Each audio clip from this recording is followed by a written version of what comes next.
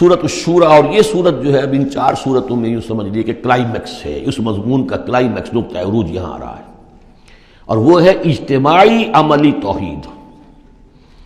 انسان جو ہے ایک متمدن حیوان ہے، یہ مانتے ہیں سب لوگ، تمدن مل جل کر رہتا ہے، اسے اجتماعی نظام وجود میں آتا ہے۔ اجتماعی نظام کے مختلف پہلو ہم نے شمار کیے ہیں، ایک معاشرتی نظام ہے، اس سے بھی پہلے عائلی نظام ہے، خاندانی نظام ہے، پھر معاشرتی نظام ہے، پھر اقتصادی یا معاشی نظام ہے، پھر سیاسی نظام ہے۔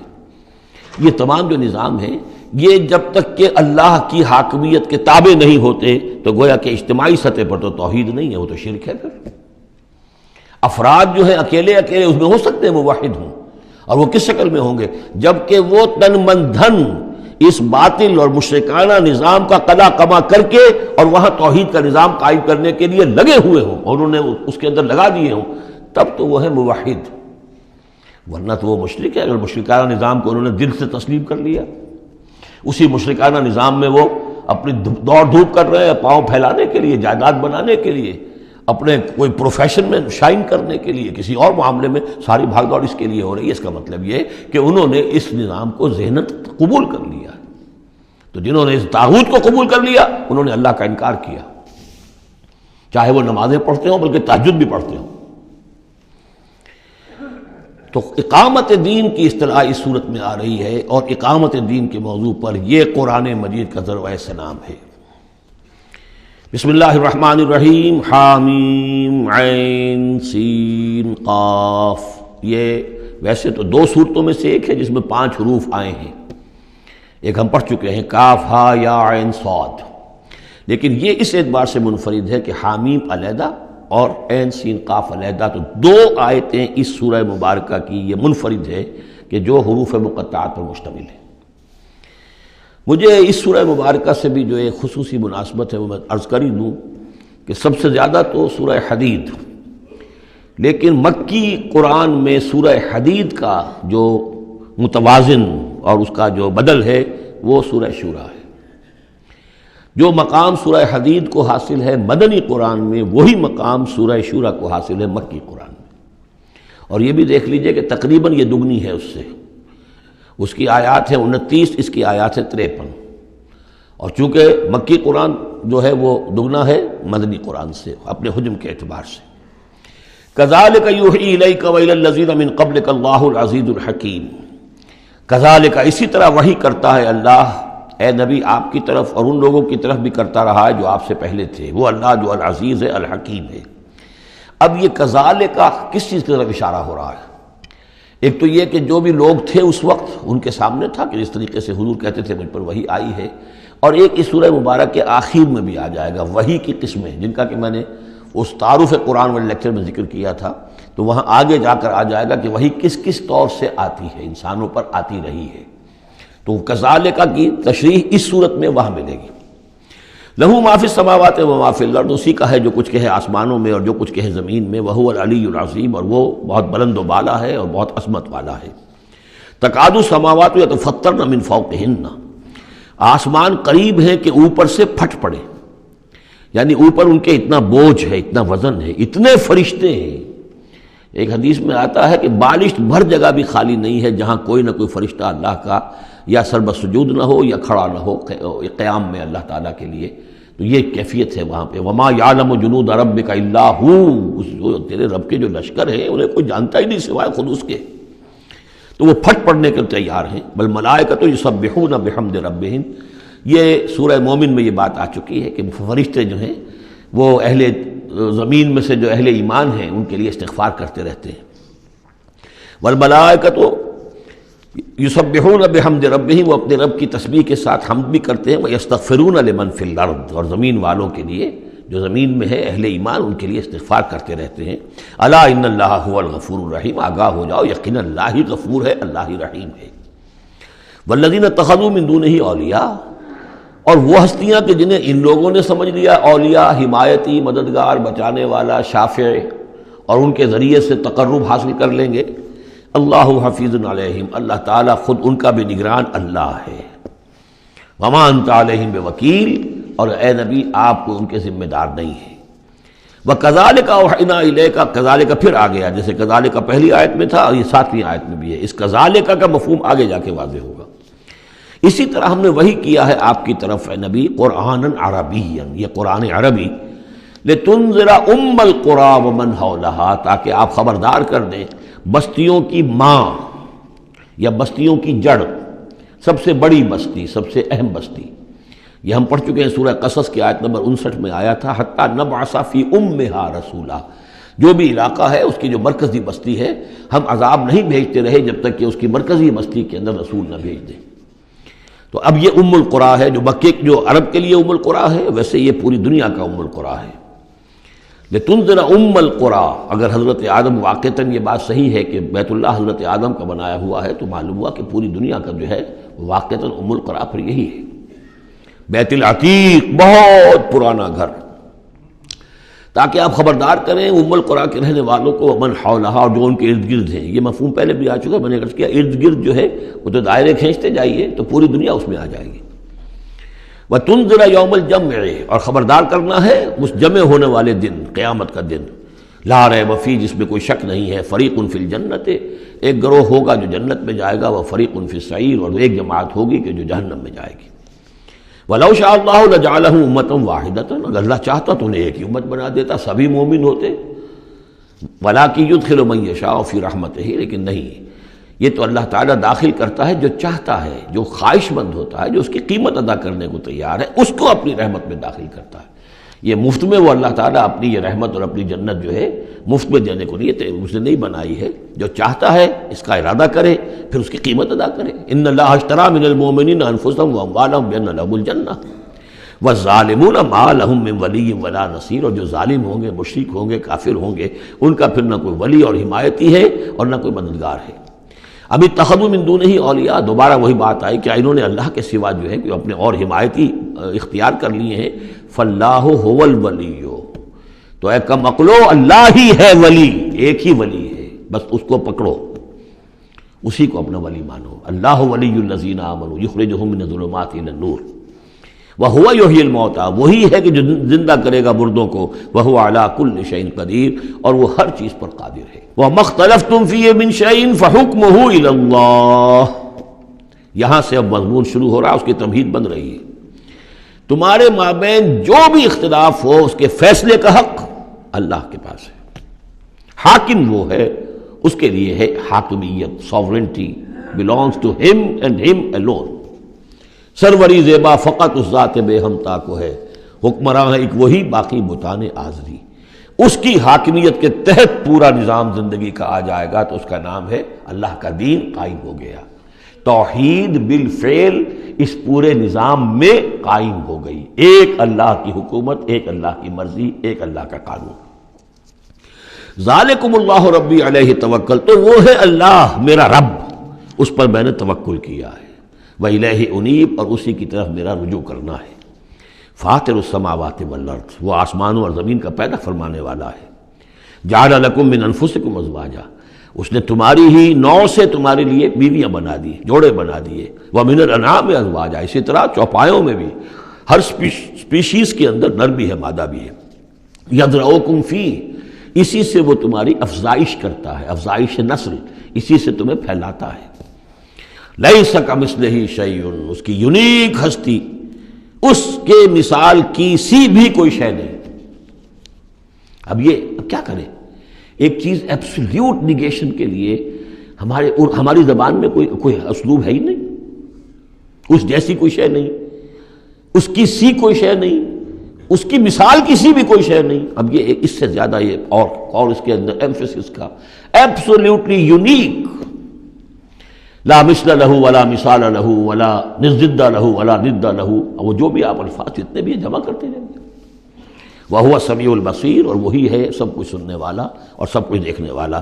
لَهُ مَقَالِيدُ السَّمَاوَاتِ وَالْأَرْضِ، اسی کے لیے ہیں آسمانوں اور زمین کی تمام کنجیاں۔ يَبْسُطُ الرِّزْقَ لِمَن يَشَاءُ، وہ بچھا دیتا ہے اور کھول دیتا ہے، بست وسیع کر دیتا ہے، کشادہ کر دیتا ہے رزق کو جس کے لیے چاہتا ہے، وَيَقْدِرُ، اور جس کے لیے چاہتا ہے ماپ تول کر راشننگ کر کے دینا شروع کر دیتا ہے۔ إِنَّهُ بِكُلِّ شَيْءٍ عَلِيمٌ، اور یہ بھی اس کے علم پر ہے کہ کس کے لیے یہ بہتر ہے، کس کے لیے وہ بہتر ہے، وہ ہر چیز کا جاننے والا ہے۔ اب جو آیت آ رہی ہے وہ اس سورہ مبارکہ کا کلائمیکس ہے، اور اس موضوع پر قرآن مجید کا کلائمیکس ہے، اقامت دین کے موضوع پر۔ شرع لکم من الدین، اے محمد پر ایمان لانے والو، اے مسلمانوں، تمہارے لیے اللہ نے دین میں وہی شے معین کی ہے، ما وصی بہ نوحا، جس کی وصیت کی تھی نوح کو، والذی اوحینا الیک، اور جس کی وحی کی ہے ہم نے اے محمد آپ کی طرف، کیونکہ پہلے خطاب ہے لکم، شرع لکم، یہاں امت سے خطاب ہو رہا ہے، شرع لکم، بس صرف فرق یہ کہ یا ایھا الذین آمنوا یا نہیں آیا ہے، یہ مکی صورتوں کے مزاج کا تقاضا ہے کہ وہ نہ آئے، لیکن جمع کے صیغے سے واضح کر دیا کہ باقی جگہ ہم دیکھ رہے ہیں کہ واحد کے صیغے میں خطاب کر کے اور بالواسطہ امت، یہاں امت سے خطاب ہے۔ شرع لکم من الدین، تمہارے لیے دین میں وہی شے مقرر کی ہے، ما وصی بہ نوحا، جس کی وصیت کی تھی اس نے نوح کو، والذی اوحینا الیک، اور جس کو کی وحی کی ہم نے محمد آپ کی جانب صلی اللہ علیہ وسلم، وما وصینا بہ ابراہیم و موسیٰ و عیسیٰ، اور جس کی وصیت ہم نے کی ابراہیم کو اور موسیٰ کو اور عیسیٰ کو، ان اقیموا الدین، کہ دین کو قائم کرو۔ دین ایک تو معلوم ہوا اس آیت سے کہ دین سب کا ایک ہے، دین نوح کا اور حضور کا اور ابراہیم کا اور موسیٰ کا، عیسیٰ کا علیہم الصلاۃ والسلام ایک ہی ہے، دین تو ایک ہی ہے۔ ان ھذہ امتکم امۃ واحدۃ وانا ربکم فاعبدون، دین تو ایک ہی ہے، شریعتیں مختلف ہیں لیکن دین کو قائم کرو۔ موسیٰ کے دور میں ان پر یہ فرض تھا کہ دین کو قائم کرو، اس کے لیے لڑو، جاؤ، جنگ کرو اور اس خطہ زمین کو حاصل کرو جس پر اللہ کا دین قائم کر سکو۔ تو صحیح سب کی یہی تھی، جد و جہد یہی تھی، توحید کا وہ تقاضا تھا کہ صرف انفرادی طور پر، اول تو یہ کہ صرف عقیدے میں نہیں، اپنے بھی عمل میں توحید جو ہے قبول کرو اور اختیار کرو، اور عمل میں بھی صرف انفرادی نہیں، اجتماعی توحید کو برپا کرنے کے لیے قائم کرنے کی جد و جہد کرو۔ ان اقیموا الدین ولا تتفرقوا فیہ، دین میں تفرقے میں مبتلا نہ ہو جاؤ۔ الذین فرقوا دینہم، یہ ہم پڑھ چکے ہیں، دین کو پھاڑ دینا، کہ زندگی کے ایک حصے میں اللہ کا حکم مانا جا رہا ہے، دوسرے حصے میں کسی اور کا مانا جا رہا ہے، یہ تفرقہ۔ یا دوسرا تفرقہ کہ آپ اختلاف کر سکتے ہیں کہ رفع یدین زیادہ ثابت ہے، میں کرتا ہوں، کسی کی رائے ہے کہ نہیں امام ابو حنیفہ کا موقف جو ہے وہ زیادہ صحیح ہے، وہ نہیں کرتا، کوئی حرج نہیں۔ لیکن دین میں، دین ایک ہے، دلیل ہوگی اللہ اور اس کے رسول کی، دین میں فرق نہیں ہے۔ وہ تو چاہے حنفی ہیں، مالکی ہیں، شافعی ہیں، حنبلی ہیں، سلفی ہیں، دین تو سب کا ایک ہے، اسلام۔ اسی طرح شریعت موسوی اور بھی کسی اور کی ہوگی، شریعت محمدی، دین سب کا ایک، اس میں تفرقہ نہیں ہونا چاہیے۔ دین کو قائم کرنے کی جد و جہد کرو، ولا تتفرقوا فی، دین میں تفرقہ نہ ہو۔ یہ ہے وہ اقامت دین کی فرضیت۔ اس میں چونکہ عام طور پر ترجمہ جو ہے شاید آپ کے پاس بھی ہو تو قائم رکھو دین کو کر دیا گیا ہے، وہ بھی صحیح ہے۔ دو ہی سچویشن ممکن ہے، یا تو دین قائم ہے تو اسے قائم رکھو، صحیح ہے۔ خیمہ اگر کھڑا ہے تو کھڑا رکھا جائے گا کہ آندھی آ رہی ہے تو آپ اس کی رسیوں کو پکڑ رہے ہیں، اس کے بانسوں کو پکڑ کر کھڑے ہو رہے ہیں تاکہ خیمہ گر نہ جائے، اس کو قائم رکھو۔ اور خیمہ گر گیا تو کھڑا کرو، اب اثر نو اسے آپ ایکٹ کریں گے۔ تو یہ دونوں ترجمے بالکل صحیح ہیں، قائم کرو، قائم رکھو، قائم ہے تو قائم کرو، قائم نہیں ہے تو رکھو، اور قائم نہیں ہے تو قائم کرو۔ ان اقیموا الدین ولا تتفرقوا فیہ کبر علی المشرکین ما تدعوہم الیہ، بہت بھاری ہے یہ مشرکین پر بات جس کی طرف اے نبی آپ ان کو بلا رہے ہیں۔ انہوں نے تو زندگی تقسیم کی ہوئی ہے، جو خدا کا ہے وہ خدا کو دو، اور جو قیصر کا ہے وہ قیصر کو دو، حکومت کا ہے وہ حکومت کو دو، اور جو مولوی کا حق ہے وہ مولوی کو دو۔ اب یہ تقسیم ہے جس پر دنیا چل رہی ہے، اور اس پر اگر فرض کیجئے علماء بھی راضی ہو گئے، ٹھیک ہے، ہمیں تو جو کچھ ہے وہ مل ہی رہا ہے نا، تو وہ تو پھر گویا کہ اس دین کی تلفی ہو گئی۔ جس نے اس تقسیم کے اوپر اپنے دل کو مطمئن کر لیا، جس نے ریکنسائل کر لیا ذہناً اپنے آپ کو اس تقسیم کے ساتھ، اس کا پھر اللہ سے کوئی تعلق نہیں۔ کبر علی المشرکین ما تدعوہم، اسی وجہ سے آتا ہے نا دو جگہ، اور ایک دفعہ تو ہم پڑھ چکے ہیں سورہ توبہ کے اندر، هو الذی ارسل رسولہ بالہدی ودین الحق لیظہرہ علی الدین کلہ ولو کرہ المشرکون، چاہے یہ مشرکوں کو کتنا ہی ناگوار ہو، لیکن اللہ نے محمد کو بھیجا ہی اس لیے ہے تاکہ وہ دین کو پورے کے پورے نظام زندگی پر غالب کرے، چاہے مشرکوں کو کتنا ناگوار ہو، مشرک تو پسند نہیں کرے گا اس کو۔ اللہ یجتبی الیہ من یشاء، اللہ جس کو چاہتا ہے اپنی طرف کھینچ لیتا ہے۔ وَيَهْدِي إِلَيْهِ مَن يُنِيبُ، اور جو خود رجوع کرتا ہے اس سے وعدہ ہے اس کا کہ ہدایت دے گا۔ یہ اللہ کی شان ہے، اللہ کسی کو راہ چلتے کو بلا لیتا ہے۔ اس کو صوفیہ کہتے ہیں سالک مجذوب اور مجذوب سالک۔ کچھ لوگ ایسے ہوتے ہیں کہ جو بڑی محنت کرتے ہیں، مشقت کرتے ہیں، سلوک طے کر رہے ہیں، روحانی منزلیں طے کر رہے ہیں، پھر کہیں جا کر وہ ایسی جگہ پر پہنچے کہ وہ کہہ سکتے ہیں کہ ہاں آپ کسی مقام پر آ گئے ہیں، اللہ کا کوئی قرب حاصل ہو گیا۔ ایک وہ ہوتے ہیں جنہیں اللہ پہلے کھینچ کے اپنے قریب کر لیتا ہے پہلے، اور پھر وہ سلوک طے کرتے ہیں۔ تو کچھ لوگ اس قسم کے ہوتے ہیں۔ صدیقین جو ہیں وہ سالک مجذوب ہیں، شہداء جو ہیں وہ مجذوب سالک ہیں، کھینچ لیا حضرت عمر کو اللہ تعالیٰ نے۔ ان کے اپنے مزاج کی وہ کیفیت تھی نہیں، ان کو بالکل مزاج ہی اور تھا، ان کی دلچسپی ہی اور تھی، وہ تو کھینچ لیا۔ وَمَا تَفَرَّقُوا إِلَّا مِن بَعْدِ مَا جَاءَهُمُ الْعِلْمُ بَغْيًا بَيْنَهُمْ، اور انہوں نے تفرقہ نہیں کیا اور یہ نہیں تقسیم ہوئے مگر اس کے بعد کہ ان کے پاس علم آ چکا تھا۔ اب یہ جو اقامت دین کا دعوت لے کر حضور کھڑے ہوئے تو ایک تو ان کے مخاطبین مشرک تھے۔ فرمایا کہ اے مشرک، اے نبی صلی اللہ علیہ وسلم، یہ مشرکین کے لیے تو ہے ہی بہت مشکل بات کہ آپ کی بات کو قبول کر سکے۔ کبر علی المشرکین ما تدعوہم الیہ، تو بہت بعید ہے اس سے۔ البتہ آپ کو اگر یہ خیال ہو کہ یہ اہل کتاب جو ہیں یہ تو واقف ہیں اللہ سے، کتاب سے، تورات سے، انجیل سے، اور یہ تو قیامت کو بھی مانتے ہیں، فرشتوں کو مانتے ہیں، سب کچھ مانتے ہیں، یہ تو آسانی سے مان لیں گے، یہ بھی امید نہ رکھیے آپ۔ یہاں حضور کو بتایا جا رہا ہے کہ آپ ایسی توقعات نہ رکھیں، اس لیے کہ ان لوگوں نے تفرقہ ڈالا ہے جبکہ ان کے پاس حق آ چکا تھا۔ کس لیے؟ وَمَا تَفَرَّقُوا إِلَّا مِن بَعْدِ مَا جَاءَهُمُ الْعِلْمُ بَغْيًا بَيْنَهُمْ، یہ آپس میں زدم زدہ ہے، آپس میں کون اوپر اور کون نیچے کی بحث میں یہ پڑے ہوئے ہیں، تو یہ آپ کو کیسے اوپر مان لیں گے؟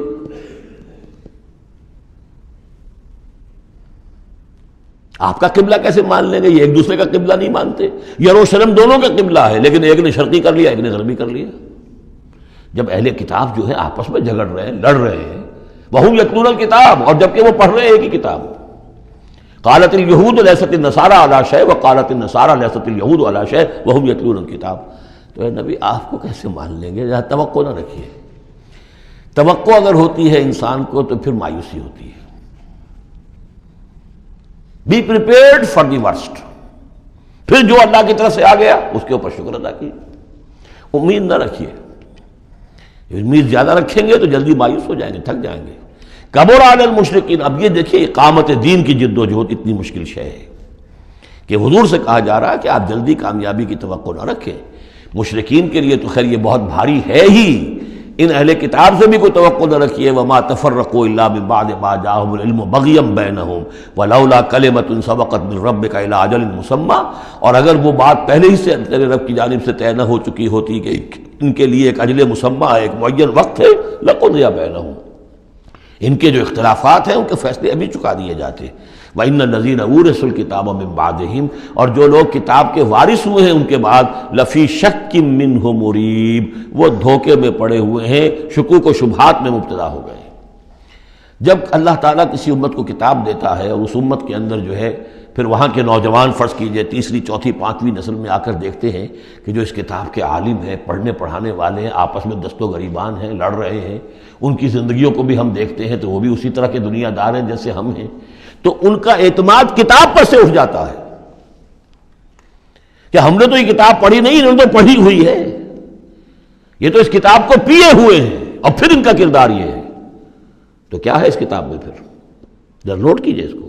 وَإِنَّ الَّذِينَ أُورِثُوا الْكِتَابَ مِن بَعْدِهِمْ لَفِي شَكٍّ مِّنْهُ مُرِيبٍ، ان کے اندر شکوک و شبہات، ریب پیدا ہو جاتے۔ فَلِذَلِكَ فَادْعُ، فَلِذَلِكَ فَادْعُ، تو اے نبی آپ اسی کی دعوت دیتے رہیے، دیتے رہیے۔ ذالکہ کا اشارہ کدھر ہوگا؟ ان اقیم الدین، اقامت دین کی دعوت دیتے رہیے، دیتے رہیے۔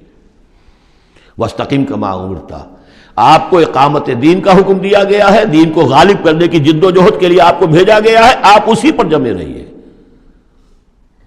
Never settle for anything less, یہ تو چاہیں گے کمپرومائز کرنا، وَدُّوا لَوْ تُدْهِنُوا فَيُدْهِنُونَ، یہ کافر تو چاہیں گے کہ آپ ذرا نرم پڑے تو وہ بھی نرم پڑ جائیں، لیکن آپ نہیں، آپ کھڑے رہے۔ الحق من ربکم، سورہ کہف میں ہم پڑھ چکے ہیں، الحق من ربکم فمن شاء فلیؤمن ومن شاء فلیکفر، یہ حق ہے تمہارے رب کی طرف سے، جو چاہے پورے پر ایمان لائے، جو چاہے چھوڑ دے، دفع ہو جائے۔ اللہ کو تمہاری ضرورت نہیں ہے، تمہیں اللہ کی ضرورت ہے۔ فلذلک فادع واستقم کما امرت ولا تتبع اهواءهم، ان کی خواہشات کی پیروی نہ کیجیے۔ یہی بات تو ہے جو پھر آگے سورہ بقرہ میں آئی۔ آگے اس لیے کہہ رہا ہوں کہ نازل تو بعد میں ہوگی نا، ابھی 5-6 سال کے بعد نازل ہوگی سورہ بقرہ۔ لن ترضى عنك اليهود ولا النصارى حتى تتبع ملتهم، اے نبی یہ یہودی اور نصرانی آپ سے راضی نہیں ہوں گے جب تک کہ آپ ان کی پیروی نہ کریں۔ وہ تو کہیں گے ہمارے پیچھے چلو، ہماری گدیاں ہیں، ہماری خانقاہیں چلی آ رہی ہیں، ہمارے مدرسے ہیں، ہمارے یہاں پہ یہ جو ہے مسندیں ہیں ہمارے پیچھے چلو، ہم تمہارے پیچھے کیوں چلیں؟ بڑی اہم ہے یہ 3 آیتیں، بڑی اہم ہے، بڑی اہم ہے۔ شرع لکم من الدین سے شروع ہو کر اور یہ 15ویں آیت، فلذلک فادع واستقم کما امرت ولا تتبع اهواءهم وقل آمنت بما انزل اللہ من کتاب، اور کہہ دیجئے کہ میرا ایمان تو ہے اس کتاب پر جو اللہ نے نازل کی ہے۔ یہ گویا کہ خلاصہ آ گیا یہ سورہ حامیم سجدہ کا، وہ کتاب 6 دفعہ جو کتاب کا ذکر اس میں آیا ہے۔ اس کی دعوت ہے تو اس کتاب کے ذریعے سے، استقامت ہے تو اس کتاب کو پڑھنے سے استقامت ہوگی۔ اتل ما اوحی الیک من کتاب ربک واقم الصلاۃ ان الصلاۃ تنہی عن الفحشاء والمنکر وَأُمِرْتُ لِأَعْدِلَ بَيْنَكُمْ، اور کہہ دیجئے مجھے حکم ہوا ہے تمہارے مابین عدل قائم کروں۔ تم مجھے کوئی واعظ نہ سمجھو، واعظ گو، واعظ قصہ گو، واعظ کہنے کے لیے آئے، اچھی باتیں کہیں، لوگ بھی گردن جھکا کے سن لیتے ہیں، یہ بھی واعظ کہہ کے چلے جائیں گے، کچھ خدمت کر دیں گے ان کی، اللہ خیر صلی اللہ۔ ایک محفل ہم نے منعقد کر لی، ثواب ہو گیا۔ حضور نے فرمایا مجھے حکم ہوا ہے عدل قائم کروں، جیسے کہ حضرت ابو بکر نے کہا تھا، لوگوں جب بیعت خلافت ہوئی ہے تم میں سے ہر کمزور میرے نزدیک قوی ہوگا جب تک کہ اسے اس کا حق دلوا نہ دوں، اور ہر قوی ضعیف ہوگا جب تک کہ اسے حق وصول نہ کروں۔ عدل کو قائم کرنے کے لیے مجھے بھیجا ہے۔ وَأُمِرْتُ لِأَعْدِلَ بَيْنَكُمْ اللَّهُ رَبُّنَا وَرَبُّكُمْ، ویسے اللہ ہمارا بھی رب ہے تمہارا بھی رب ہے، لنا اعمالنا ولکم اعمالکم، ہمارے لیے ہمارے اعمال ہے تمہارے لیے تمہارے اعمال ہے، لا حجت بیننا، آپس میں حجت بازی کرنے کا کوئی فائدہ نہیں۔ اللہ یجمع بیننا، اللہ ہمیں جمع کر دے گا، یا تو اس دنیا میں جمع کر دے گا۔ یہ ان لوگوں سے بات کہی جا رہی ہے جو کچھ نسبتاً قریب ہوتے ہیں، تو کہتے ہیں نہیں اس طرح نہ کرو، اس طرح کر لو، مقصد تو تمہارا ٹھیک ہے، طریقہ کار یہ نہیں، یوں کرو۔ کہیے بھائی دیکھیے ہمارے سامنے جو طریقہ کار ہے ہم اس پر کام کر رہے ہیں، ہمیں وہی صحیح معلوم ہو رہا ہے، آپ کو کوئی اور اچھا لگتا ہے آپ اس پر کام کیجیے، اس میں حجت بازی کیا ضرورت ہے؟ آپ بھی مخلص ہیں ہم بھی مخلص ہیں، مقصد ہمارا ایک ہے، آج نہیں تو کل جمع ہو جائیں گے۔ یا آپ پر واضح ہو جائے گا کہ ہمارا طریقہ کار غلط تھا، یا ہم پر واضح ہو جائے گا کہ ہم نے جسے صحیح سمجھا تھا وہ غلط تھا، جڑ جائیں گے۔ جب تک آپ سمجھ رہے ہیں کہ آپ کا طریقہ کار صحیح ہے، ہم سمجھتے ہیں کہ ہمارا طریقہ کار صحیح ہے، آپ اس پر عمل کیجیے، ہم اس پر عمل کریں گے۔ اللہ ربنا وربکم لنا اعمالنا ولکم اعمالکم لا حجت بیننا وبینکم اللہ یجمع بیننا، اللہ ہمیں جمع کر دے گا، آج نہیں تو کل، کل نہیں تو پرسوں۔ جیسے منی سے چلتے ہیں قافلے، لاکھوں قافلے ہوتے ہیں جو چلتے ہیں، اور وہ 8 9 10 سڑکیں ہیں، سڑکیں کیا ہیں، وہ سب کے سب فٹ بال کے گراؤنڈز ہیں، چل رہے ہیں قافلے، لیکن سب سڑکیں جو ہیں وہ کنورج کر رہی ہیں عرفات پر۔ جیسے جیسے قافلے بڑھ رہے ہیں وہ سڑکوں کے مابین فاصلے کم ہو رہے ہیں۔ تو اگر تو ہماری منزل واقعی اقامت دین ہے تو چاہے ہم اس سڑک سے آ رہے ہیں چاہے اس سڑک سے آ رہے ہیں، آگے پہنچ جائیں گے۔ اللہ یجمع بیننا، میدان عرفات میں تو ہم جمع ہو جائیں گے نا۔ اور بالفرض اگر دنیا میں ہم جمع نہ ہوئے، الیہ المصیر، ایک دن تو آنا ہے نا قیامت کا، جب اللہ کی طرف اللہ کی عدالت میں کھڑے ہوں گے، وہاں تو ایک جگہ ہوں گے کہ نہیں؟ وہاں دودھ کا دودھ پانی کا پانی علیحدہ ہو جائے گا۔ والذین یحاجون فی اللہ من بعد ما استجیب لہ حجتہم داحضۃ عند ربہم، اور وہ لوگ جو اللہ کے بارے میں حجت بازی ہی میں لگے رہے اس کے بعد بھی کہ بہت سے لوگوں نے اس کی دعوت پر لبیک کہہ دی ہے، یعنی السابقون الاولون میدان میں آ گئے ہیں، اور اب تو انتظار ہے کہ والذین تبعوہم باحسان، اب لوگ آئیں، جوق در جوق آئیں، فوج در فوج آئیں، لیکن جو لوگ اب بھی کھڑے ہوئے حجت بازی کر رہے ہیں، حجتہم داحضۃ عند ربہم، ان کی حجت بازی ان کے رب کے نزدیک بالکل پسپا ہے، پادر ہوا ہے، اس کی کوئی حیثیت ہی نہیں۔ وعلیہم غضب، اور ان پر اللہ کا غضب ہے، ولہم عذاب شدید، اور ان کے لیے سخت عذاب ہے۔ اللہ الذی انزل الکتاب بالحق والمیزان، یہ کتاب اور میزان ایک آیت میں جمع یا یہاں ہے یا سورہ حدید میں ہے؟ سورہ حدید کی آیت نمبر 25، لقد ارسلنا رسلنا بالبینات وانزلنا معهم الکتاب والمیزان لیقوم الناس بالقسط، یا یہاں ہے اللہ ہی ہے جس نے اتاری ہے کتاب بھی حق کے ساتھ اور میزان۔ میزان وہ نظام ہے دین حق کا، کتاب نے حق مقرر کر دیا ہے، میزان تول کر دیتی ہے۔ پھر اللہ نے دین کو مقرر کر دیا، لیکن دین کا نظام جب تک نہیں ہوگا تو دین کے مطابق فیصلے کیسے ہوں گے؟ اللہ نے تمہیں کتاب بھی دی ہے اور نظام دیا ہے، میزان دی ہے۔ وما یدریک لعل الساعۃ قریب، کیا پتا کہ قیامت قریب آئی کھڑی ہو، اور الساعۃ سے مراد میری قیامت تو میری موت ہے۔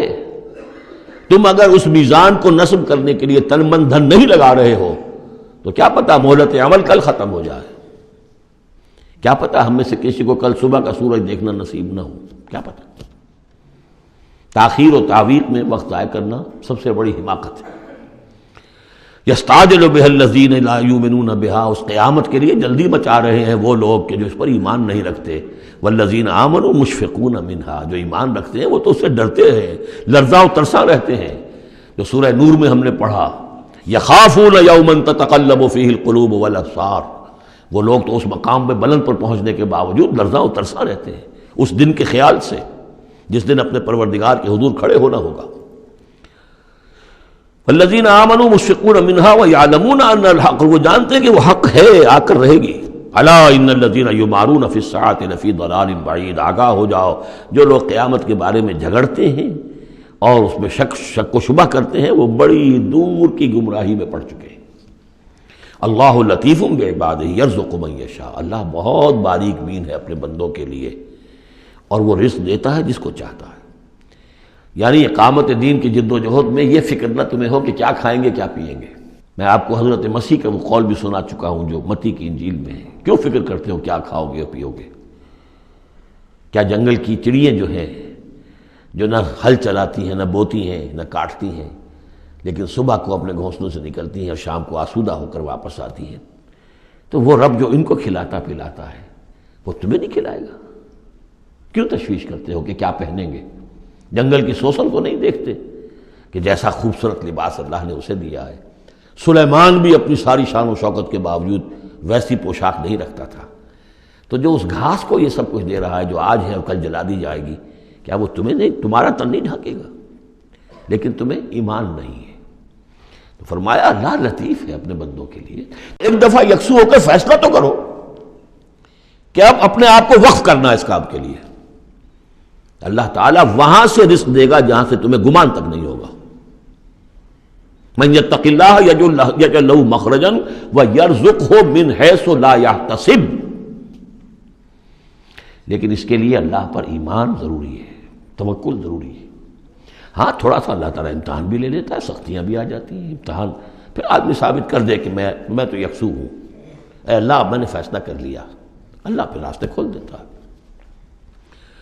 وَهُوَ الْقَوِيُّ الْعَزِيزُ، وہ تو بہت قوی ہے، زبردست ہے۔ اب یہ جو مضمون آگے آ رہا ہے یہ وہ ہے جس کی کلائمیکس ہم پڑھ چکے ہیں سورہ بنی اسرائیل میں، من کان یرید العاجلۃ عجلنا لہ فیہا ما نشاء لمن نرید، یہاں وہی مضمون مختصر آ رہا ہے۔ من کان یرید حرث الآخرۃ نزد لہ فی حرثہ، جو شخص کے طالب بن گیا ہو آخرت کی کھیتی کا، ہم اس کی کھیتی میں اضافہ کرتے رہتے ہیں، بڑھوتری ہوتی رہتی ہے۔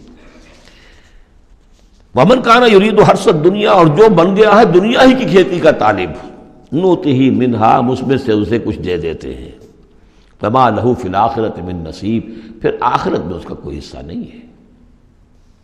ام لہم شرکاء شرعوا لہم من الدین ما لم یأذن بہ اللہ، یہ شرک کے معاملے میں یہ مضمون بہت اہم ہے۔ ایک تو بار بار آیا ہے کہ نہ اللہ نے کوئی سند اتاری، نہ سلطان اتاری، نہ کسی کتاب میں اس کے لیے کوئی دلیل اتاری، کہیں کچھ ہے ہی نہیں۔ لیکن یہ بات جو ہے یہ منفرد ہے یہ سورہ مبارکہ اس بات میں، کیا ان کے کوئی ایسے شرکاء بھی ہیں کہ جنہوں نے انہیں کوئی دین دیا ہو، کوئی قانون دیا ہو، کوئی نظام دیا ہو؟ لات عزا منات ہبل، کوئی انہوں نے تمہیں کتاب دی ہے، کوئی شریعت دی ہے، کوئی نظام دیا؟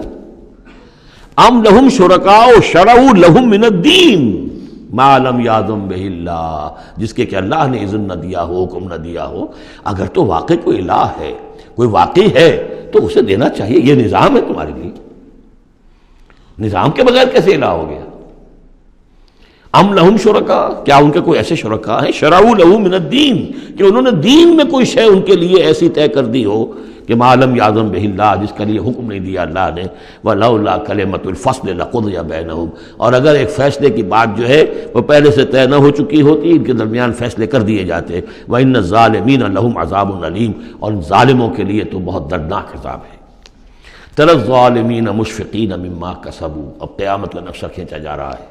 تم دیکھو گے ان ظالموں کو، مشرکوں کو، کافروں کو کہ ڈر رہے ہوں گے، کانپ رہے ہوں گے اپنے کرتوتوں کے تصور سے، مما کسبوا، اور اس سے تو پتہ ہوگا، بل الانسان علی نفسہ بصیرہ، انسان کو تو معلوم ہے، اپنی کیفیت تو معلوم ہے اسے، تو لرزاں و ترساں ہوں گے۔ وَهُوَ وَاقِعٌ بِهِمْ، اور وہ ان کے اوپر پڑنے والا ہوگا۔ اب جو بھی انہوں نے کمایا ہے وہ گویا کہ اب ان کے سروں پر گرنے والا ہوگا۔ والذین آمنوا وعملوا الصالحات، اور اس کے برعکس وہ لوگ جو ایمان لائے تھے، جنہوں نے ایمان کے تقاضے پورے کیے، عمل صالح کا حق ادا کیا، فی روضات الجنات، وہ جنتوں کے باغات میں ہوں گے۔ لہم ما یشاءون عند ربہم، ان کے لیے وہ سب کچھ ہوگا ان کے رب کے پاس جو کچھ وہ چاہیں گے۔ ذالک هو الفضل الکبیر، یقیناً یہ بہت بڑی فضیلت ہے جو انہیں حاصل ہو جائے گی۔ ذالک الذی یبشر اللہ عبادہ الذین آمنوا، یہ ہے وہ انجام نیک جس کی بشارت دے رہا ہے اللہ اپنے ان بندوں کو، الذین آمنوا وعملوا الصالحات، جو ایمان لائیں اور نیک عمل کریں۔ قل لا اسألکم علیہ من اجرا قل لا اسألکم علیہ اجرا الا المودۃ فی القربى، کہہ دیجئے کہ میں تم سے کوئی اجرت نہیں مانگتا، کوئی اجر نہیں مانگتا، کوئی مزدوری نہیں مانگتا، کوئی انعام میں نے کبھی نہیں مانگا، الا المودۃ فی القربى، سوائے قرابت داری کے لحاظ کے۔ ومن یقترف حسنۃ نزد لہ فیہا حسنا، اور جو کوئی بھی کوئی بھلائی کمائے گا تو ہم اس کے لیے اس میں اور بھلائی میں اضافہ کرتے رہیں گے۔ ان اللہ غفور شکور، یقیناً اللہ تعالیٰ غفور ہے اور شکور ہے۔ ام یقولون افترى علی اللہ کذبا، کیا ان کا یہ خیال ہے کہ یہ قرآن محمد نے خود گھڑ کر صلی اللہ علیہ وسلم اللہ تعالیٰ کی طرف منسوب کر دیا ہے؟ فإن یشاء اللہ یختم علی قلبک، اب یہاں پہ خطاب حضور سے کرتے ہوئے اللہ تعالیٰ فرما رہے ہیں کہ اے محمد اگر ہم چاہیں، اگر اللہ چاہے تو آپ کے قلب کے اوپر مہر کر دے، یعنی پھر یہ کہ یہ جو آپ کے پاس وحی آ رہی ہے وہ وحی نہیں آ سکے گی، یعنی وحی کا آنا جو ہے اس میں آپ کے اختیار کو سرے سے یہ دخل بھی نہیں ہے۔ کجا یہ کہ آپ اس کو بنائیں، گھڑیں اور اس کو خود تصنیف کریں، یہ تو بالکل خالصتاً آپ کے لیے وہبی شے ہے۔ اگر ہم چاہیں، اللہ چاہے تو یہ کہ اسی طرح جیسے کہ سورہ بنی اسرائیل میں آ چکا ہے کہ ہم چاہیں تو لنذهبن بالذی اوحینا الیک، پھر ہم لے جائیں، سلب کر کے لے جائیں آپ سے اس وحی کو، اور قرآن مجید آپ کے سینے میں سے ہم سلب کر لیں، اختیار مطلق ہمارا ہے۔ ان کو بتایا جا رہا ہے کہ اس میں محمد الرسول اللہ صلی اللہ علیہ وسلم کا شخصی طور پر کوئی دخل نہیں۔ وَيَمْحُ اللَّهُ الْبَاطِلَ وَيُحِقُّ الْحَقَّ بِكَلِمَاتِهِ، اور اللہ تعالیٰ باطل کو تو محو کر دیتا ہے، مٹا دیتا ہے، اور حق کا حق ہونا اپنی باتوں سے، اپنی کلمات سے ثابت فرما دیتا ہے۔ بس اس میں وقت لگتا ہے، لیکن یہ کہ بالآخر احقاق حق اور ابطال باطل، یہ الفاظ آئے تھے سورہ انفال میں، اس لیے کہ اس کے بعد جو ہے غزوہ بدر میں وہ احقاق حق اور ابطال باطل کا جو ہے مرحلہ گویا کہ وہ مبرہن ہو گیا، واضح ہو گیا، اور الفرقان، فرق کر دیا اس نے حق و باطل کے مابین۔ انہ علیم بذات الصدور، یقیناً وہ واقف ہے اس سے بھی کہ جو سینوں کے اندر پوشیدہ ہے۔ وَهُوَ الَّذِي يَقْبَلُ التَّوْبَةَ عَنْ عِبَادِهِ، اور وہی ہے کہ جو اپنے بندوں سے توبہ کو قبول فرماتا ہے۔ وَيَعْفُو عَنِ السَّيِّئَاتِ، اور ان کی بہت سی برائیوں سے عفو درگزر سے بھی کام لیتا ہے بہت سی برائیوں کے بارے میں۔ وَيَعْلَمُ مَا تَفْعَلُونَ، اور جو کچھ تم کرتے ہو وہ اس کے علم میں ہے۔ وَيَسْتَجِيبُ الَّذِينَ آمَنُوا وَعَمِلُوا الصَّالِحَاتِ وَيَزِيدُهُم مِّن فَضْلِهِ، اور جو لوگ ایمان لائے ہوں اور ایمان ان کے ساتھ نیک عمل کر رہے ہوں، ان کی وہ دعائیں سنتا ہے، قبول فرماتا ہے، اور انہیں اپنے فضل سے اور دیتا ہے، مزید ان کے اندر، ان کے ایمان اور اعمال کے اندر ترقی فرماتا ہے۔ وَالْكَافِرُونَ لَهُمْ عَذَابٌ شَدِيدٌ، اور جہاں تک کافروں کا تعلق ہے ان کے لیے تو پھر بہت سخت سزا ہے۔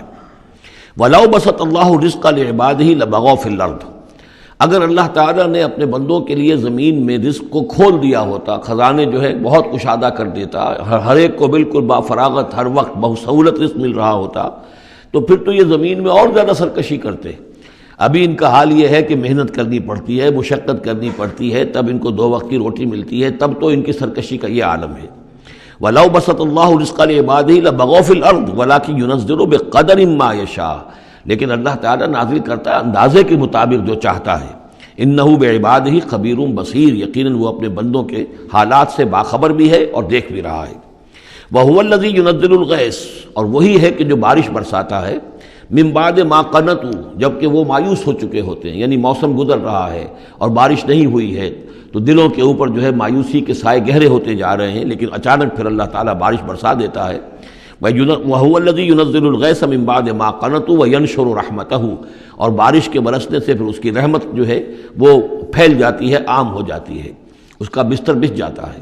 وَهُوَ الْوَلِيُّ الْحَمِيدُ، اور یقیناً وہی ہے کہ جو پشت پناہ ہے، مددگار ہے، حامی ہے، اور اپنی ذات میں ستودہ صفات ہے، اسے کسی حمد کی حاجت نہیں ہے۔ وَمِنْ آیَاتِهِ خَلْقُ السَّمَاوَاتِ وَالْأَرْضِ، اور اس کی نشانیوں میں سے ہے آسمان اور زمین کی تخلیق۔ وَمَا بَثَّ فِيهِمَا مِن دَابَّةٍ، اور یہ کہ ان دونوں میں جو اس نے جاندار پھیلا دیے ہیں۔ ظاہر بات ہے کہ آسمانوں میں فرشتے ہیں، زمین میں آپ کو معلوم ہے حیوانات ہیں، حشرات الارض ہیں، طرح طرح کے جاندار ہیں، اور پھر انسان ہیں۔ وَهُوَ عَلَىٰ جَمْعِهِمْ إِذَا يَشَاءُ قَدِيرٌ، اور وہ جب بھی چاہے گا ان کو جمع کرنے پر قادر ہے، چاہے وہ پھیل گئے ہیں، پوری زمین میں پھیل گئے ہیں، آسمانوں میں پھیلے ہوئے ہیں، لیکن جب اللہ چاہے گا انہیں جمع کر لے گا۔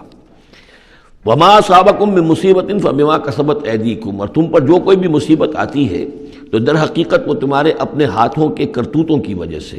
وَيَعْفُو عَن كَثِيرٍ، اور بہت سے تمہاری جو خطائیں ہیں ان سے تو اللہ تعالیٰ عفو کرتا رہتا ہے، معاف کرتا رہتا ہے، تمام غلطیوں پر نہیں پکڑتا، البتہ کچھ غلطیوں کے اوپر اس کا خمیازہ کچھ تھوڑا بہت تمہیں اس دنیا میں بھی دکھا دیتا ہے۔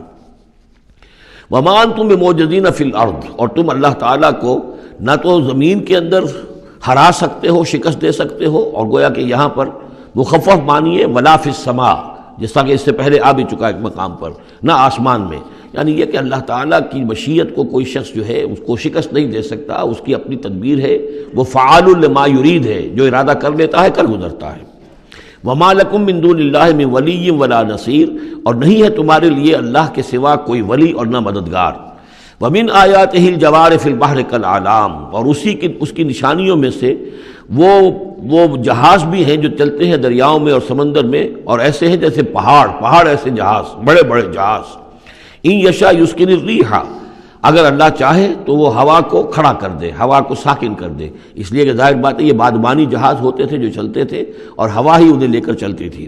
ان یشاء یسکن الریح، اگر اللہ چاہے تو وہ ہوا جو ہے ساکن ہو جائے، فیظللن رواکد علی ظہرہ، تو پھر وہ کھڑے کے کھڑے رہ جائیں گے سمندر کی پیٹھ پر، یعنی سمندر کے جو ہے پانی کی سطح پر وہ کھڑے رہ جائیں گے۔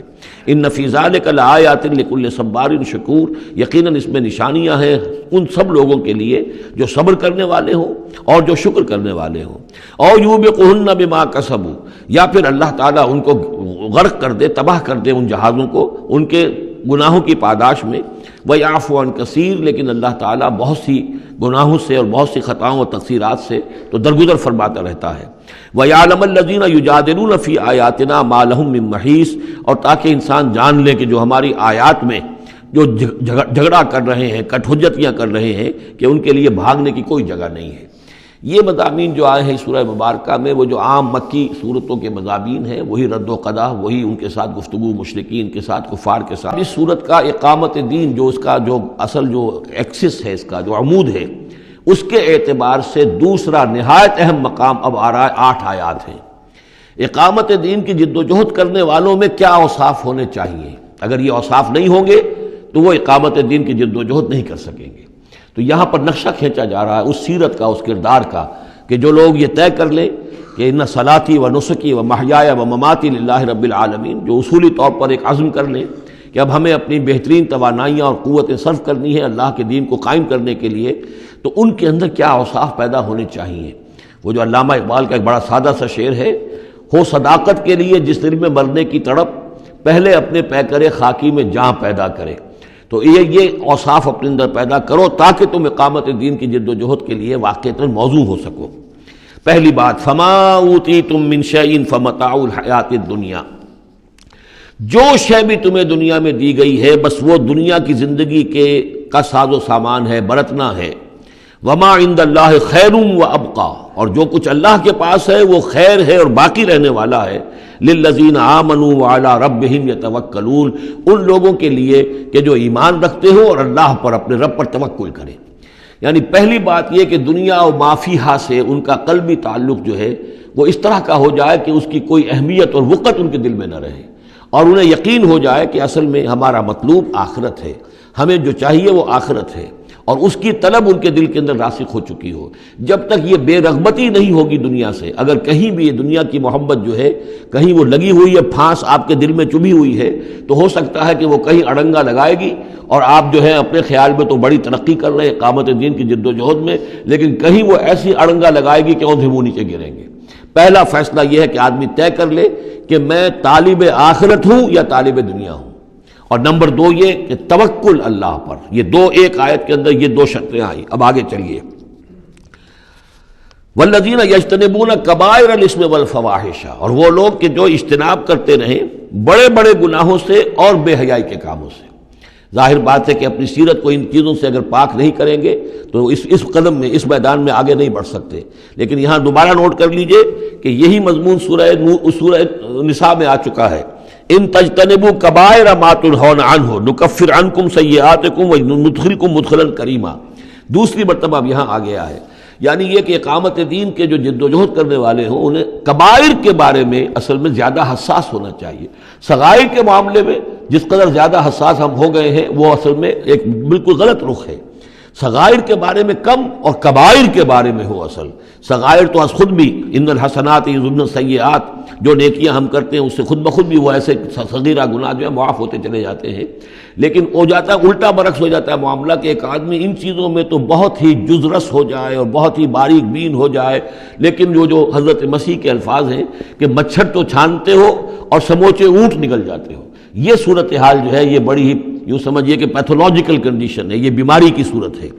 یہ ہے کہ بڑے بڑے گناہوں سے اپنے آپ کو پاک کرو اور فواحش سے اور بے حیائی سے۔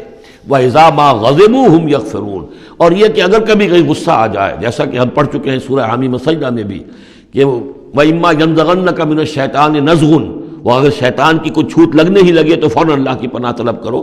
وَإِذَا مَا غَضِبُوا هُمْ يَغْفِرُونَ، جب انہیں غصہ آتا ہے تو اس غصے کو ڈھانپ دیتے ہیں، غصے کو پی جاتے ہیں۔ غفر کے معنی ڈھانپ دینا ہے، ویسے اس کے جو عام ترجمہ ہے معاف کر دیتے ہیں، بجائے اس کے کہ غصے میں کسی پر حملہ کریں اور کسی سے انتقام لیں، بلکہ اس کے اندر عفو کی صورت ہو جب غصہ آئے۔ ایک ہے سوچ سمجھ کر کوئی اقدام کرنا ہے، کوئی آپ نے چیلنج کرنا ہے کسی باطل کو اور اس میں کوئی آگے بڑھ کر آپ کو اقدام کرنا ہے، وہ اور بات ہے۔ ایک ہے کہ غصے میں آ کر کوئی اقدام کیا جائے۔ وَإِذَا مَا غَضِبُوا هُمْ يَغْفِرُونَ، تو وہ معاف کر دیتے ہیں، یا یوں کہیے غصے کو پی جاتے ہیں، یعنی غصے کے اوپر وہ پردہ ڈال دیتے ہیں۔ غفر جو ہے مغفر کہلاتا ہے خود، کہ جو سر کو ڈھانپ لیتا ہے تاکہ تلوار کا وار اگر سر پر آئے تو سر بچ جائے اور خود اس کو روک لے، تو مغفر، غفر کے معنی ڈھانپ دینا، گناہ کو ڈھانپ لینے والی شے ہے اللہ کی مغفرت۔ اسی طریقے پر یہ کہ وہ غصے کو پی جانے والا، وَالْكَاظِمِينَ الْغَيْظَ، یہ ہم پڑھ چکے ہیں سورہ آل عمران میں۔ نمبر آگے چلیے، وَالَّذِينَ اسْتَجَابُوا لِرَبِّهِمْ، اور وہ لوگ کہ جنہوں نے اپنے رب کی پکار پر لبیک کہا۔ وہ پکار کون سی ہے؟ اس سورہ مبارکہ میں اب تک صرف ایک فعل امر آیا ہے جمع کے صیغے میں، ان اقیم الدین، اور ایک فعل نہیں آیا ہے جمع کے صیغے میں ولا تتفرقوا فی۔ پوری صورت میں اب تک نوٹ کر لیجئے گا جا کر، تو یہ پکار اللہ کی کون سی ہے؟ اقیم الدین ولا تتفرقوا فی۔ اسی کے لیے کہا تھا حضور سے فلذالک فدعوا، اسی کی دعوت دیتے رہیے، آپ کی دعوت اقامت دین کی دعوت ہو، یا آپ کی کسی جزوی شے کے اوپر آپ جو ہے وہ ہیمر نہ کر رہے ہو، کسی جزوی سی شے کو آپ نے ہدف نہ بنا لیا ہو، اصل ہدف اقامت دین۔ فلذالک فدعوا واستقم کما امرت ولا تتبع اهواءهم۔ اب یہاں فرمایا والذین استجابوا لربہم، جنہوں نے اپنے رب کی پکار پر لبیک کہا، واقاموا الصلاۃ، اور نماز قائم کی، اور وامرهم شورى بینہم، چونکہ اب اجتماعی زندگی ہے، جماعتی زندگی ہے، اس میں مشاورت کا نظام ہونا چاہیے کہ وہ جو فیصلے کریں، جو قدم اٹھائیں، وہ باہمی مشاورت سے ہوں۔ یہ بھی روح جب تک کہ اس اجتماعیت کے اندر نہیں ہوگی باہمی مشاورت کی، اور یہ کہ کوئی ایک شخص سمجھے کہ بس ہر معاملے کے اندر مجھے اپنی مرضی چلانی ہے، تو ظاہر بات ہے کہ پھر وہ کام آگے نہیں چلے گا۔ ہم پڑھ آئے ہیں کہ حضور سے یہاں تک کہا گیا ہے کہ یہ جن صحابہ سے خطا ہوئی ہے، غلطی ہو گئی ہے، ان کو بھی آپ وَشَاوِرْهُمْ فِي الْأَمْرِ فَاعْفُ عَنْهُمْ وَاسْتَغْفِرْ لَهُمْ وَشَاوِرْهُمْ فِي الْأَمْرِ، حالانکہ ان سے خطا ہوئی ہے، غلطی ہوئی ہے، لیکن پھر بھی آپ انہیں اپنے مشوروں میں شامل رکھیے، اس لیے کہ اس سے دلجوئی ہوتی ہے، ساتھیوں کے اندر میوچول کانسیپٹ ڈیولپ ہوتا ہے، ایک کانفیڈنس ڈیولپ ہوتا ہے، اور وہ سمجھتے ہیں کہ ہماری بھی بات سنی جاتی ہے۔ اور حضور نے بسا اوقات اپنی رائے کو پیچھے رکھ کر اپنے ساتھیوں کی رائے کے مطابق فیصلہ کیا۔ غزوہ احد میں یہی ہوا ہے، غزوہ بدر میں یہی ہوا ہے کہ جہاں پر آپ نے کیمپ لگانے کا فیصلہ کیا تھا، جب بعض صحابہ نے آ کر کہا کہ ہمیں اگر اجازت ہو ہم اپنی رائے دیں، اور جب انہوں نے کہا کہ ہمارے خیال میں وہ جگہ بہتر ہے، آپ نے کہا ٹھیک ہے، یہاں سے کیمپ اکھاڑو، وہاں لگا دو۔ وَأَمْرُهُمْ شُورَىٰ بَيْنَهُمْ وَمِمَّا رَزَقْنَاهُمْ يُنْفِقُونَ، ایک اور شے جو لازم ہے اقامت دین کی جد و جہد میں، جہاں وقت لگے گا، جہاں آپ کی توانائی صرف ہوگی، اس میں پیسہ بھی لازم درکار ہے۔ وہ دعوت دین کا کام ہو، اقامت دین کی جد و جہد ہو، وَمِمَّا رَزَقْنَاهُمْ يُنْفِقُونَ، یہ انفاق کا مضمون آ گیا، اور جو کچھ کہ ہم نے انہیں دیا ہے اس میں سے وہ انفاق کرتے ہیں۔ وَالَّذِينَ إِذَا أَصَابَهُمُ الْبَغْيُ هُمْ يَنْتَصِرُونَ، یہ وہ چیز ہے جس کے لیے میں نے نوٹ کرایا تھا کہ ایک ہے دعوت دین کا مرحلہ، اس دعوت کے مرحلے میں تو صورت وہ بتائی گئی کہ ادفع باللتی ہی احسن، اگر کوئی تمہیں گالی دے تم دعا دو، کوئی تمہیں پتھر مارے تم پھول پیش کرو، لیکن اقامت دین کی جد و جہد اس کے اندر آگے چل کر معاملہ آتا ہے۔ جیسے قتال کا مرحلہ آ گیا تو وہاں تو فرمایا قاتلوا فی سبیل اللہ الذین یقاتلونکم اخرجوہم من حیث اخرجوکم، نکالو انہیں وہاں سے جہاں سے انہوں نے تمہیں نکالا ہے۔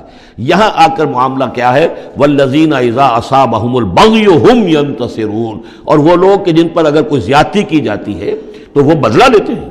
یعنی یہاں پر اب تو اس کو اصل میں جد و جہد جو ہے حضور صلی اللہ علیہ وسلم کی، اس کے بھی اگر آپ دو مراحل سمجھیں گے تو ایک جو مکی دور میں وہ تھا، وہ دعوت کا مرحلہ تھا، ابھی اس میں اقدام کوئی نہیں کیا گیا، لیکن جب اقامت دین کے لیے اقدام شروع ہو جائے گا، آگے بڑھ کر باطل کو چیلنج کریں گے، تو اب وہ بات نہیں چل سکتی کہ معاف کر دیا کریں۔ وہاں تو بلکہ یہ ہے کہ جو غزوہ بدر میں جو اسیر ہوئے تھے ان کو بھی اگر فدیہ لے کر چھوڑ دیا گیا تو اللہ تعالیٰ کی طرف سے اس پر بھی اظہار ناپسندیدگی ہو گیا، بلکہ حضرت عمر کی رائے کی جو ہے گویا کہ تائید کی وہی نے کہ ان کو تو سب کو قتل کیا جانا چاہیے تھا، اور وہ ہمارے اندر جو ان کے رشتہ دار ہیں قریبی، وہ اپنے ہاتھ سے قتل کرتے، اس لیے کہ یہ فدیہ دے کر چلے جائیں گے، ظاہر بات ہے کہ اگلے سال وہی لوگ اکثر و بیشتر آ گئے کہ نہیں آ گئے، وہ چڑھائی کر کے آ گئے احد کے اندر۔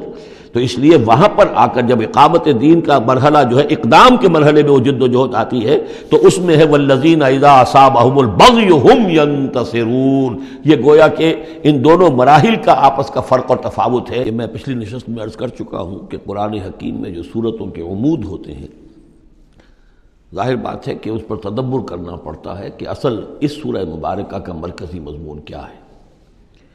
بہت سے مضامین تو کتاب المتشابہن، بہت سے مضامین جو ہیں مکی صورتوں کے ایک دوسرے سے مشابہ ہیں، کافی چیزیں جو ہیں دہرا کر آتی ہیں ذرا مختلف الفاظ میں، مختلف اسالیب میں۔ تو سورہ شورى کا جو عمود ہے وہ ہے اقامت دین۔ اس کے اعتبار سے جو اہم ترین آیات اس کی ہیں ان کو ایک دفعہ پھر گن لیجئے۔ آیت نمبر 10 آئی تھی وَمَا اخْتَلَفْتُمْ فِيهِ مِنْ شَيْءٍ فَحُكْمُهُ إِلَى اللَّهِ، حاکمیت اللہ کی ہے، حکم دینے کا اختیار اس کا ہے۔ یہ تقریباً وہی بات ہو گئی جو سورہ یوسف میں ہم دیکھ چکے، حضرت یوسف نے کیا کہا تھا اپنے جیل کے ساتھیوں سے، ان الحکم الا للہ ذالک الدین القیم، یہ دین قیم ہے کہ حاکمیت کا اختیار اللہ کے پاس ہے۔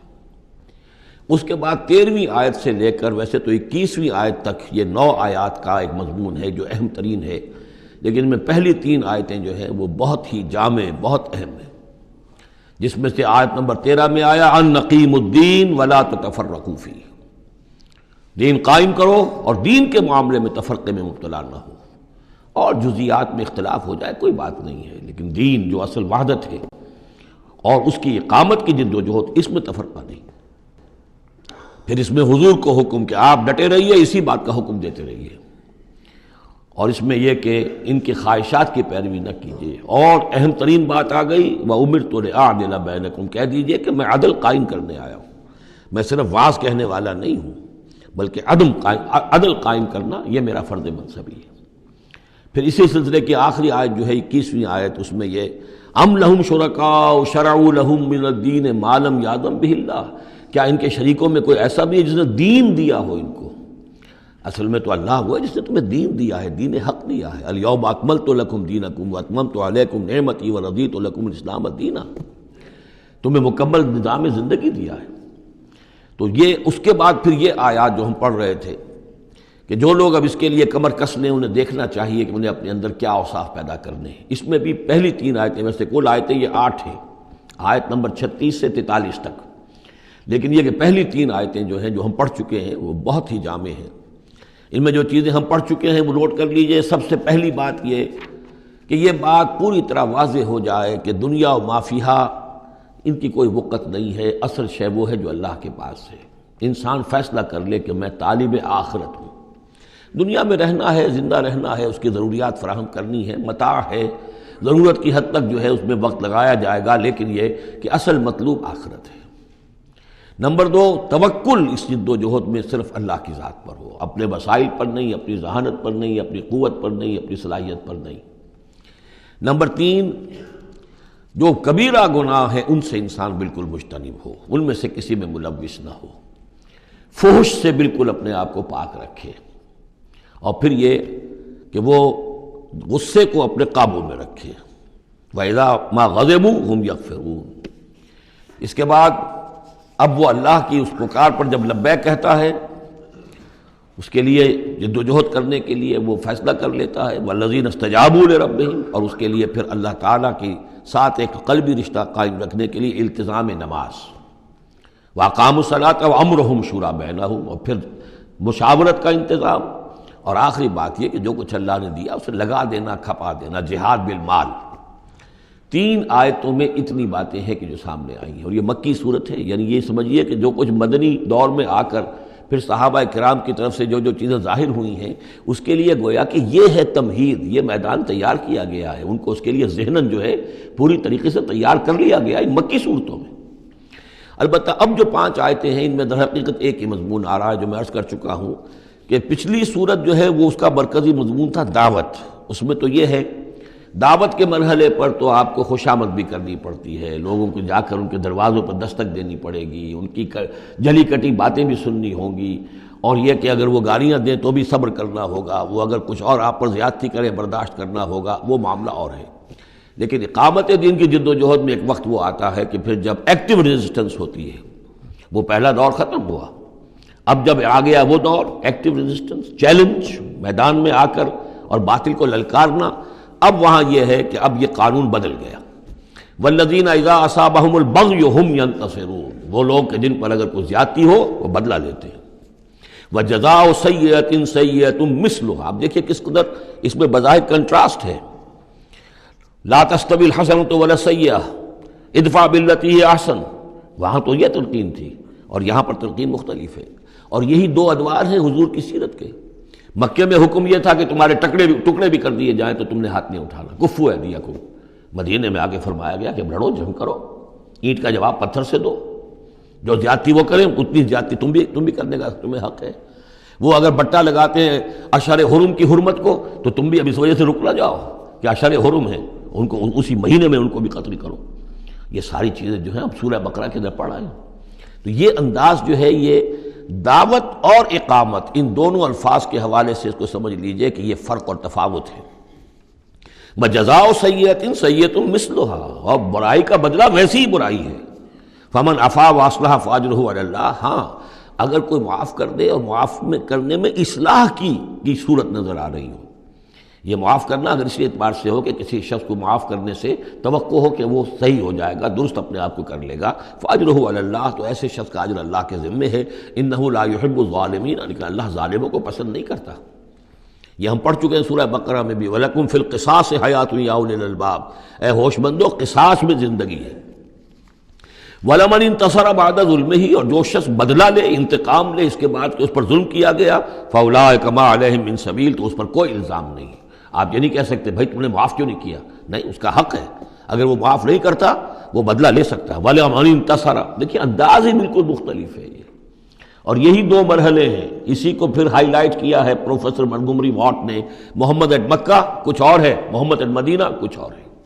وہاں صورت یہ تھی کہ کفو ایدیکم، اپنے ہاتھ بندھے رکھو، نغمہ ہے بلبل شوریدہ تیرا خام ابھی، اپنے سینے میں اسے اور ذرا تھام ابھی، ایک وقت آئے گا تمہیں اجازت دی جائے گی، تم اپنے پورا انتقام لینا ان سے۔ جیسا کہ میں نے عرض کیا، جس طرح پھر حضرت بلال نے قتل کیا ہے اپنے اس آقا کو، سابق آقا کو، امیہ ابن خلف کو، وہ ان کو اس کا حق تھا۔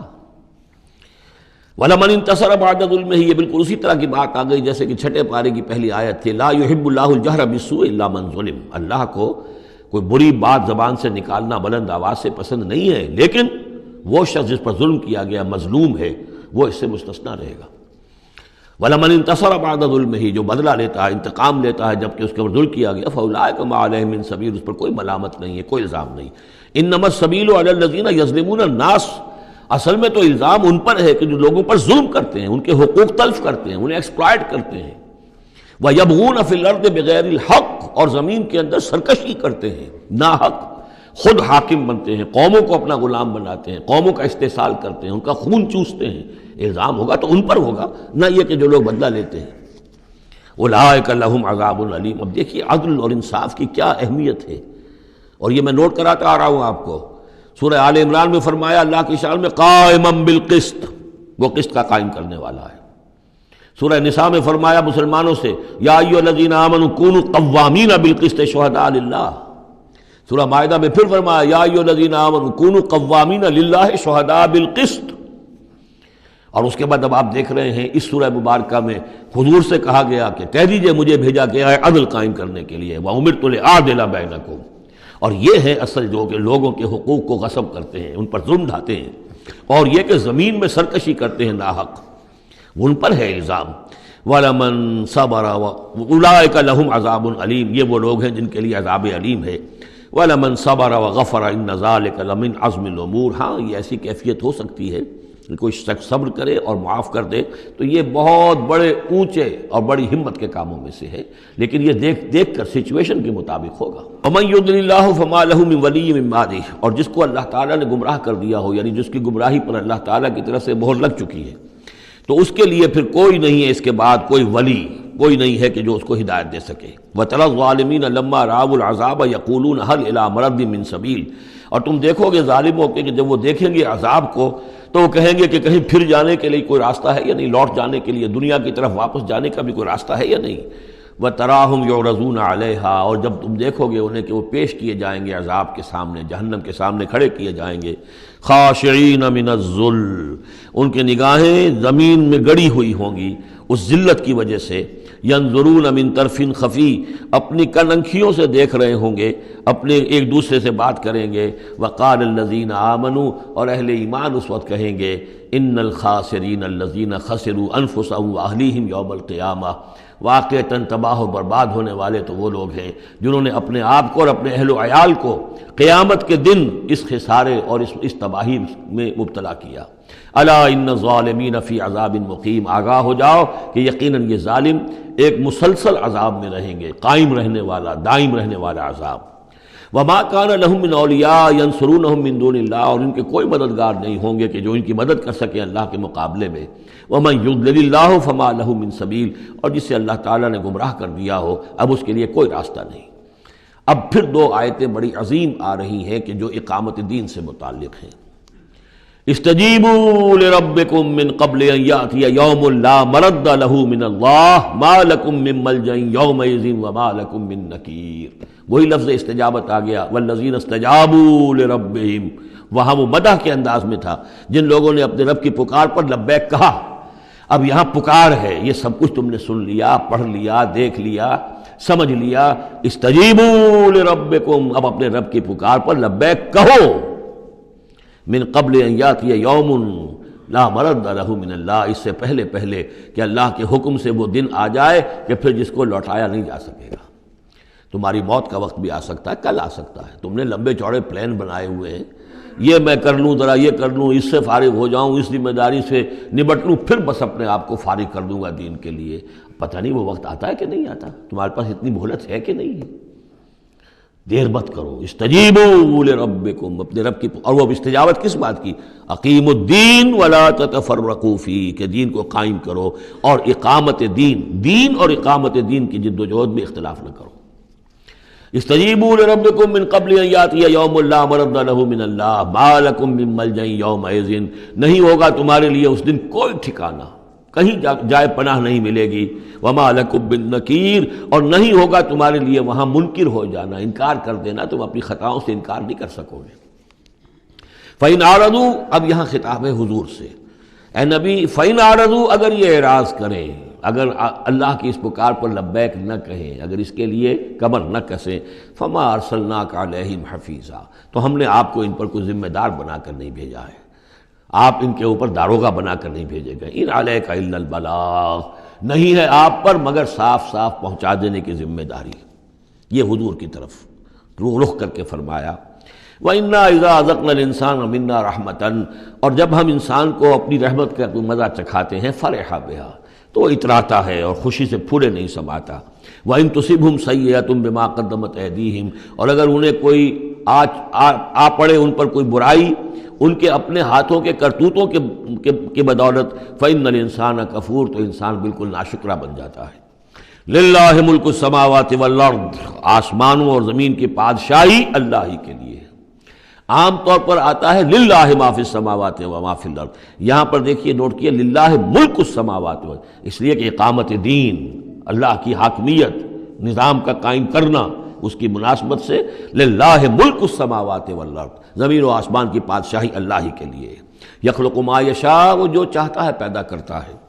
یہب لمن یشاء اناثا، جس کو چاہتا ہے بیٹیاں ہی بیٹیاں دیتا ہے۔ ویہب لمن یشاء الذکور، اور جس کو چاہتا ہے بیٹے ہی بیٹے دیتا ہے۔ او یزوجہم ذکرانا و اناثا، یا جوڑے جوڑے کر دیتا ہے کہ لڑکے بھی اور لڑکیاں بھی، بیٹے بھی اور بیٹیاں بھی۔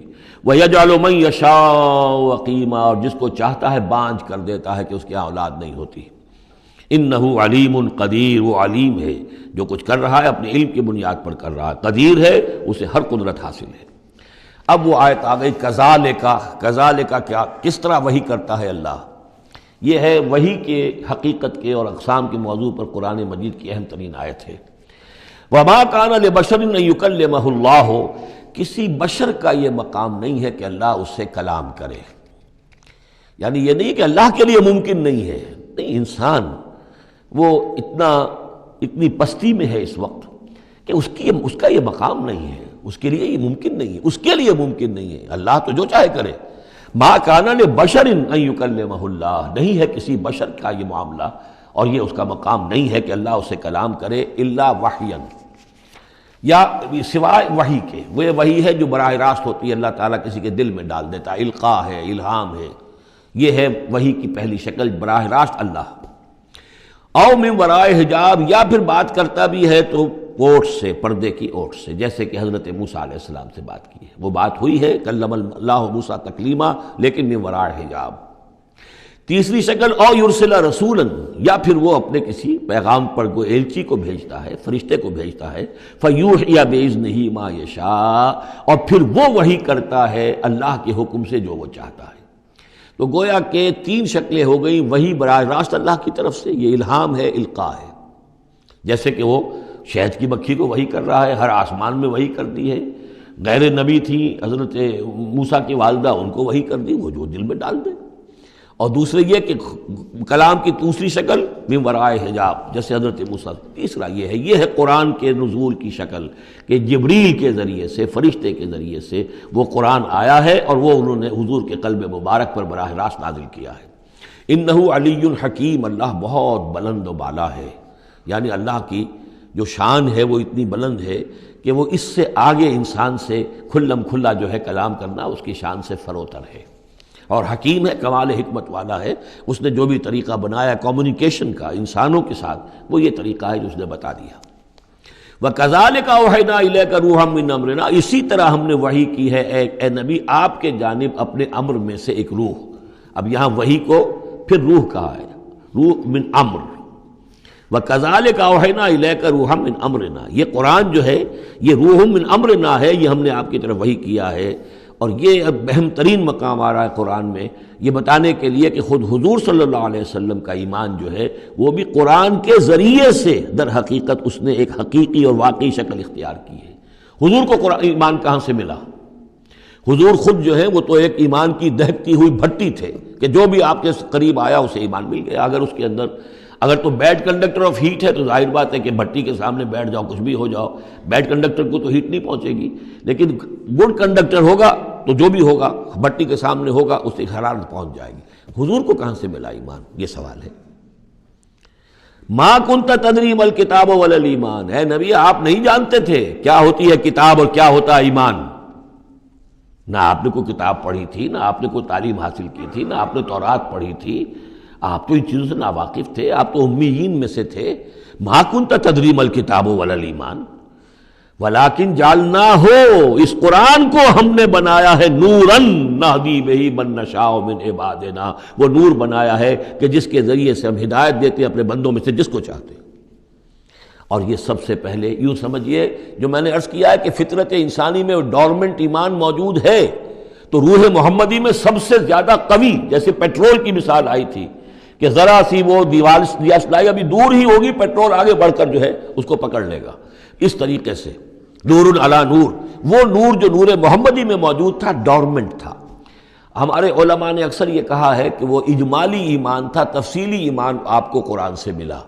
میں اس کی تعویل کر رہا ہوں کہ وہ پوٹینشل ایمان تھا، اس نے ایکچوئل ایمان کی شکل اختیار کی قرآن کے ذریعے سے۔